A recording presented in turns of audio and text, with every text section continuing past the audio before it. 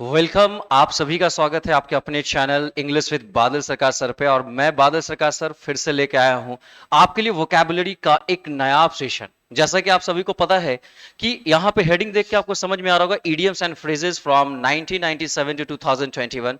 यानी कि पिछले 25 साल के वोकैबुलरी को हम लोग बहुत अलग तरीके से देखने वाले हैं। और बिल्कुल भी आपको याद करने की जरूरत नहीं, बस अब एक बार समझ लेंगे, सुन लेंगे, चीजें आपको अपने आप समझ आ जाएंगी। ठीक है, तो चलिए हमारा पहला वर्ड जो हमारे सामने है मेरे दोस्तों, अगर आप गौर से देखने की कोशिश कीजिए तो वो फर्स्ट वर्ड हमारे लिए क्या है? सी आई टू आई। आपने ऐसा पढ़ा होगा, आपके एग्जामिनेशन में भी पूछा जाता है कि सी आई टू आई यानी आई टू आई देखने का क्या मतलब होता है। आप गौर से देखिए, यहां पे लिखा हुआ है एग्री होना विद समवन, यानी कि किसी के साथ अगर आप एग्री हो जाते हैं, किसी से सहमति हो जाती है, तो उसके लिए जो इडियम्स यूज किया जाता है वो होता है मेरे दोस्तों सी आई टू आई। अब इसे इमेज के जरिए याद रखना, क्योंकि माइंड इमेज को ज्यादा कैच करता है। आप गौर से देखिए कि इमेज में एक महिला है और एक पुरुष है, दोनों एक दूसरे को आंख से आंख मिला के देख रहे हैं। इसका मतलब इन दोनों के बीच में सहमति किसी ना किसी बात को लेके हो गई होगी, ये दोनों अग्री हो गए होंगे। आज जो इसको एग्जाम्पल्स पे देखते हैं मेरे भाई। लिखा क्या है? They finally saw eye to eye on the business deal, यानी कि उन लोगों ने फाइनली क्या किया? सहमति बनाया होगा किन चीजों पे? किसी बिजनेस डील पे। तो कभी भी किसी चीज में सहमति बनाना है तो वहां पे क्या कहेंगे? सी आई टू आई। तो ये हमारा फर्स्ट ईडियम्स था। आते हैं मेरे दोस्त सेकंड ईडियम जो हमारे सामने लिखा हुआ है, once in a blue moon. क्या लिखा है मेरे भाई? Once in a blue moon. अब इसका मतलब आप जानते होंगे क्या होता है।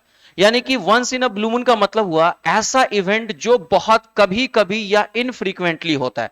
फ्रीक्वेंटली नहीं होता है, कभी कभार होता है। मतलब कहते हैं ना जिसको ईद का चांद कहना, तो वही वाली बात है। जैसे ब्लू मून, मून बहुत कम टाइम पे ब्लू दिखता है, हमेशा तो ब्लू नहीं दिखता है, आपको व्हाइट दिखता है। तो इसका मतलब होता है कि वैसी घटना जो कभी कभार हो, इनफ्रीक्वेंटली हो, उसके लिए हम यूज करते हैं once in a blue moon. अब आ जाओ इसको एग्जाम्पल से समझते हैं।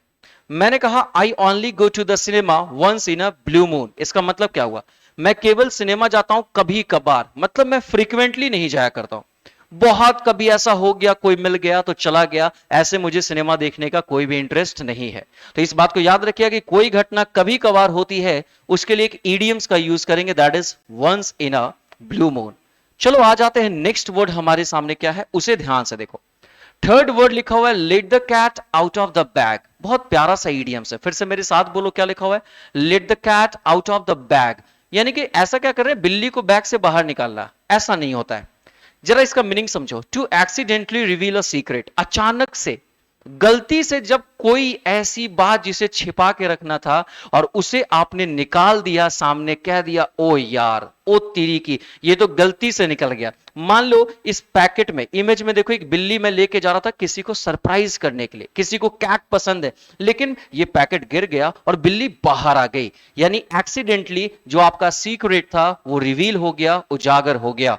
तो आज एग्जाम्पल्स के थ्रू समझते हैं सर।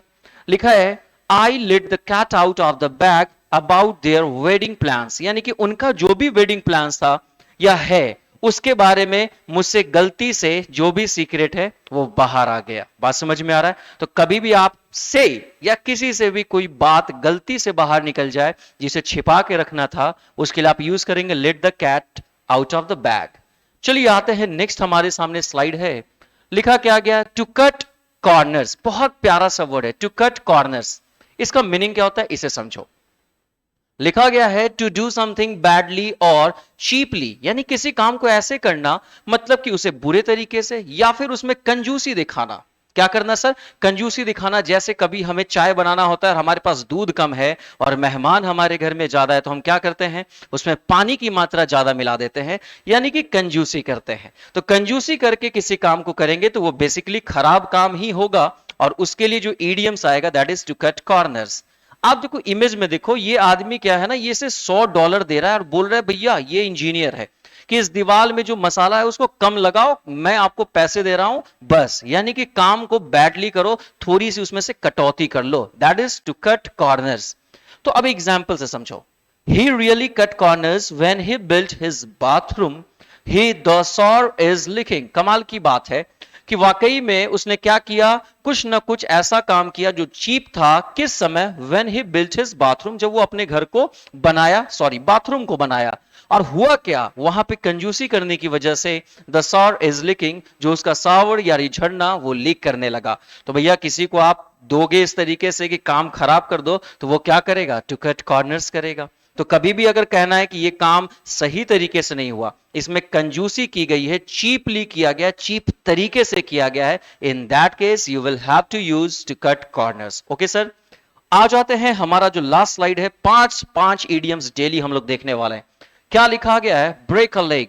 अब ब्रेक अ लेग का मतलब पैर नहीं तोड़ना है। ब्रेक अ लेग हम तब यूज करते हैं जब किसी को क्या कहना होता है? गुड लक कहना होता है। और खासकर वैसे इंसान को जो एक्टर हो और स्टेज पे जाने से पहले अगर कोई परफॉर्मेंस करने जा रहा है, कोई एक्टर या एक्ट्रेस है, और उस परफॉर्मेंस से पहले जब आप कहते हो जाओ एकदम झकास परफॉर्मेंस होने वाला है, good luck, in that case आप इसका यूज करते हैं टू ब्रेक लेग।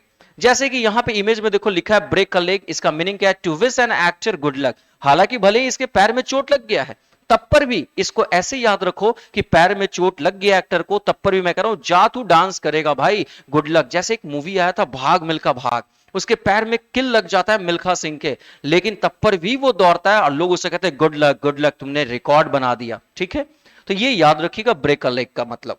आज एक एग्जाम्पल देखते हैं, लिखा हुआ है break a leg Sameer. Sameer को मैंने कहा भाई break a leg, that means good luck. और ये गुड लक इसलिए कहा, I am sure your performance will be great. मतलब मैं इस बात से श्योर हूं कि तुम्हारा परफॉर्मेंस क्या होने वाला है? बहुत शानदार होने वाला है। तो ये पांच इडियम्स थे, डेली लाइफ में आप इसको यूज करेंगे, आपके लैंग्वेज को बहुत ज्यादा अच्छा करेगा। और साथ साथ आपके एग्जामिनेशंस में भी ये क्वेश्चंस पूछे जाते हैं, मेनी टाइम्स पूछे गए, पिछले 25 ईयर्स में आई थिंक 100 टाइम्स पूछे गए। तो इसी तरीके के सेशन को लाइक करते रहिए, पढ़ते रहिए मेरे साथ, और अगर अच्छा लगा होगा तो शेयर जरूर करेंगे, और जो लोग नए हैं चैनल पर सब्सक्राइब कीजिएगा जरूर। Okay, thank you, take care, bye bye.